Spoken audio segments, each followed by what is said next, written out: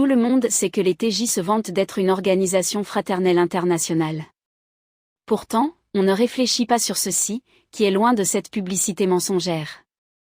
Leur livre d'anciens précise que si un ancien déménage, alors il faudra revoir ses conditions. Marrant, non? Pourquoi? Parce que s'il ne déménage pas, ses conditions ne seront pas revues automatiquement, mais s'il part, oui. Donc sa condition d'ancien est territoriale et non interrégionale, donc non internationale. Idem si vous joignez un ancien pour lui demander quelque chose.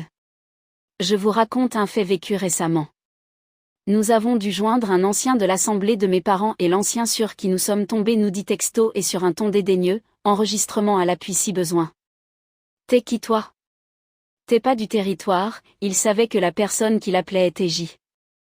Mais j'ai envie de dire, et même si la personne n'était pas TJ, est-ce chrétien de répondre ainsi? Autre exemple.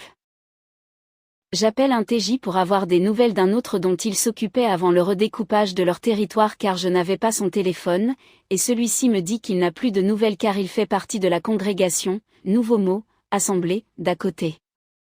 Je lui dis, et alors, cela empêche de prendre de ses nouvelles? Et il n'a pas su quoi répondre, mais cela montre bien le factice de l'amour international des TJ. Cette personne âgée TJ dont il s'occupait par téléphone, je précise et non physiquement et qui était dans sa congrégation et qui, suite à remaniement se retrouve dans la congrégation voisine mais qui n'avait pas déménagé, ne recevra plus son petit coup de fil. Mais on marche sur la tête, sauf pour les TJ.